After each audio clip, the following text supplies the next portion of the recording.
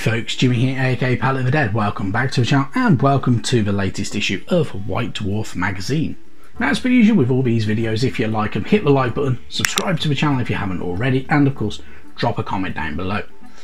As per usual, I love hearing back from you guys and it goes a massive way to help the channel too. Now, this month we're on a new look issue of White Dwarf, and it's issue 479, and we get a few extra bits and pieces with there as well. So we get a booklet for chapter approved, a Minotaurium field manual, so which gives us our points updates for a lot of units throughout the different ranges for 40k, so you know, really handy, and gives you our points values for 2022. We have for Age of Sigmar, we have for good old Warhammer Underworlds, our entrance and kind of a guide of forcing our way through to the Waking Gate of Harrow Deep.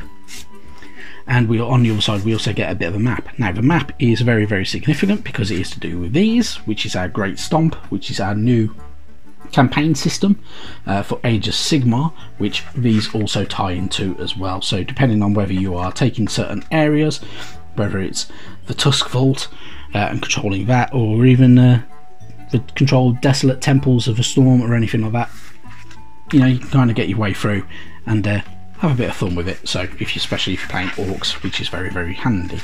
So yeah, really good stuff. Without further ado though, I think we should jump into this new look issue. Now first off, of course, it is a new look issue, so we have a new look contact section. So slightly different layout from before.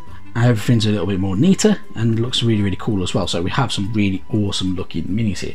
So we have a brilliant project that somebody's taken part of and began buying Warhammer miniatures, and you know, decided to create the Corona project, which was kind of set up as a weird way of doing it. So it's a kind of a helm of sorts, and weighs about 12 kilograms. And contains a load of models on there, which looks, you know, a bit unique. It'll be nice to have some really close-up shots of it. It'll be absolutely fantastic. So really cool stuff, and absolutely fantastic. We have some awesome Fast Riders just in that top right hand corner as well. They look really good, and we also get some awesome looking Gimli model there as well, and it's really good stuff. And you know, somebody was very fortunate to have a diorama at Comic-Con Brussels signed by John Rhys Davies, who played Gimli as well. So looks absolutely fantastic and looks really damn cool, which is absolutely brilliant and very unique. So damn good stuff. Then we have some awesome bits and pieces here. So we have a little kind of diorama for Saruman the White just up there. We also have an awesome Ultramarines Apothecary down in the bottom left hand corner, and we also have a nice cool Imperial Fists Invictor tactical warsuit. And on the last couple of pages we have a really nicely painted Mindstealer Sphinx and an awesome good old Gordrak model as well, which is absolutely fantastic, brilliant, and having that kind of paint scheme for it as well listed is really useful if you are going for an Uruk army in good old Age of Sigmar. So really cool stuff to see all of that as well. Into the Mortal Realms though, if you're interested in painting up your own Stormhost and forging a Stormhost of your own and being a bit more unique, you can of course do that. So these pages give you a very good way of kind of tips and tricks of how to kind of decide something. So you could choose your name, your realm, background, hero, and of course your colour scheme. And of course this issue does not kind of just skimp on that, it also gives you some very unique and pretty cool looking examples. So we have some really cool ones here. So we have some really cool Astral Templars on the bottom here. We have some really cool Umbral Spectres as well just up on here as well, some really cool looking war hosts that have been painted up. We also have the Embers of Wrath and Pillars of Remorse, both using the Indrasta mini as well in there, which look really cool and look really good and very nicely painted as well. And then we have a few more as well. So we have my kind of personal favourites, the Lions of Sigmar, which is the Stormhost that I was doing with good old Mortal Realms magazine. We have the Knights Excelsior as well, which look really cool and look very different and look a bit more unique and a bit cool but different, which looks pretty damn good. We have some pretty cool Astral Templars just up here as well, with kind of brown cloaks as well, which makes them look really, really good, and looks really, really nice. We have our Tormented, which are utilising some of the good old Spirit Hosts and a bit more bits and pieces from the Nighthaunt Rangers to kind of utilise them as well, so it makes them look a bit more ethereal. We also have our Primeval Custodians with that kind of brownish umber kind of ochre kind of looking armour, which looks really cool. We have some really cool silver armoured Paladins of the Silver Glades, which look really, really cool, and have these different helmets which look absolutely fantastic and make them look pretty damn cool. Really, really good stuff. And a bit more. Carrying on with Age of Sigmar though, we also do get more information about our new Flashpoint, which is how you'll utilise the new cards that we had that I showed you earlier on. Really, really good stuff.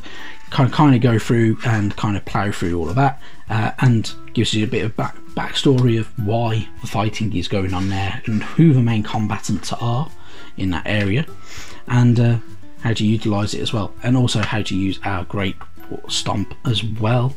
So the Stomp begins with a campaign structure, joining the campaign, and much, much more, and how to utilise all the cards that you can go through as well. So really, really good stuff, especially if you're an Auric player, and really good stuff.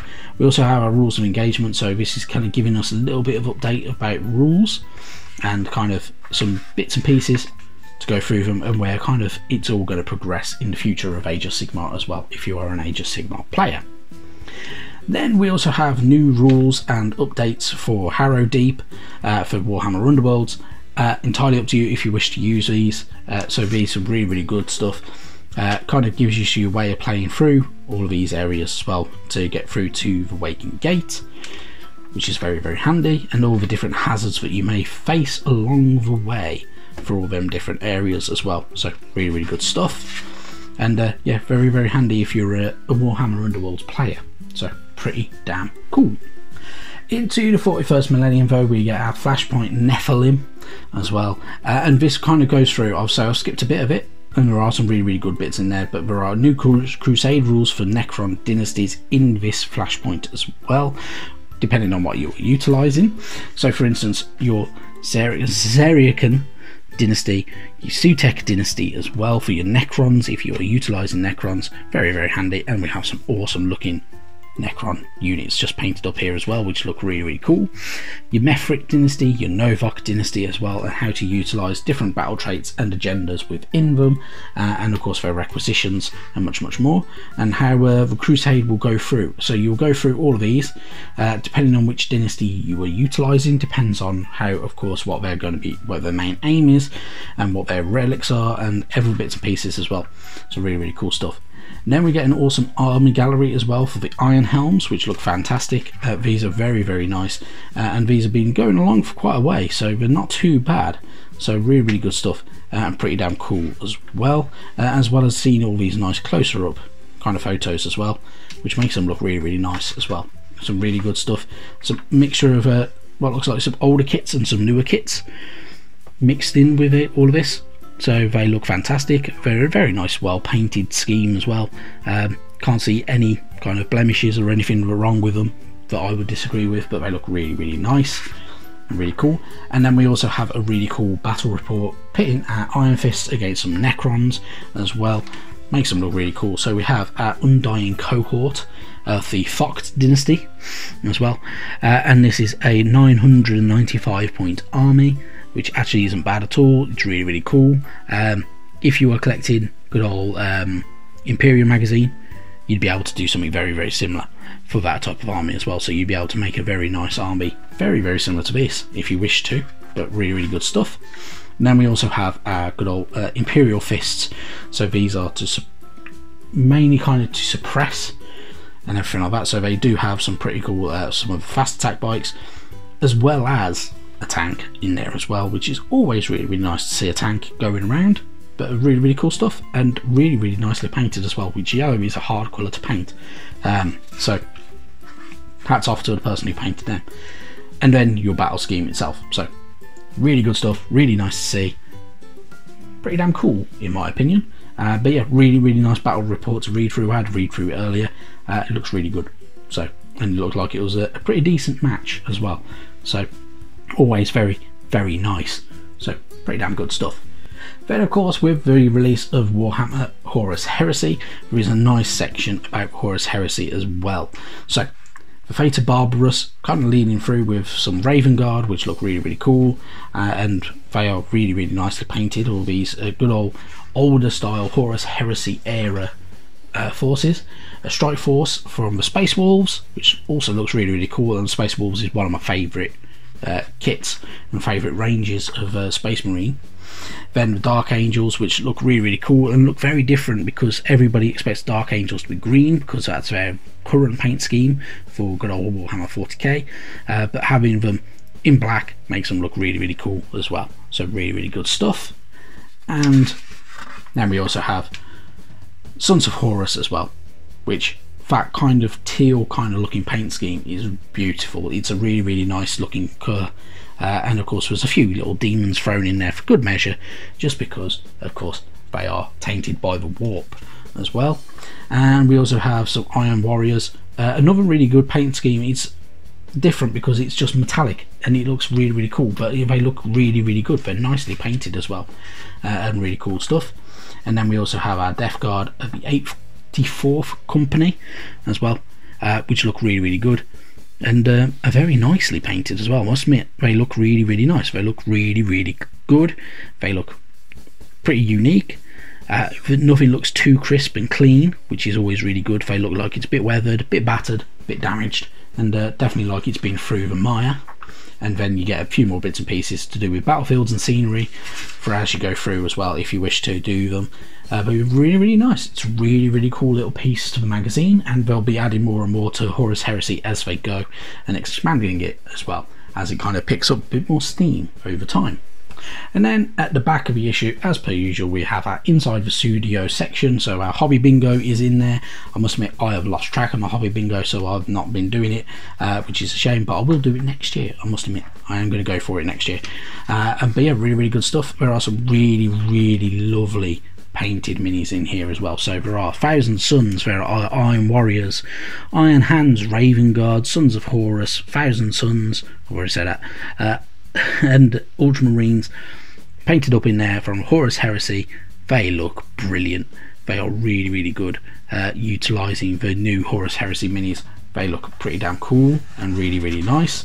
And then on the last page, their Spotlight, which is some really cool units as well. Some Melusai from good old Age of Sigmar, Neldari, and we also have a good old Dreadnought as well up in there. And yeah, really good stuff.